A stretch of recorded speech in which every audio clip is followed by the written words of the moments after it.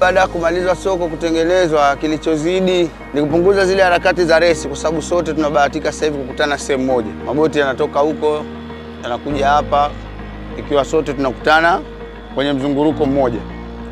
Tofauti na mwanzo, boti nyingine ilikuwa zipo bububu, nyingine wanashusha kizingo, nyingine wanashusha marubi, kwa hiyo ilikuwa hatuna formula maalum. Ni Mwinyi baada ya kutujengea soko hili, vijana wengine ambao hatuna ajira tumekuja kupata ajira, wengine walikuwa hatujaajiriwa tumejiajiri. Soko hili kukamilika kwa kweli tunashukuru, kwa sababu tushangaika sana. Tena sana. Tumehangaika angalawa mabuluu mpaka leo tumepata hifadhi ya soko, tunashukuru. Kwa mtambo wa barafu kweli unazalisha haraka na biashara inaenda vizuri. Hongera sana, tumpe Dr. Mwinyi. Tunatamani aishi miaka 20 hapa madarakani. Katiba tu ndio inatusitisha juu ya hilo. Mazingira ya kutunza hii miundombinu yetu hapa sokoni, tunakuwa tunahamasishana kwamba tujitahidi kudumisha usafi.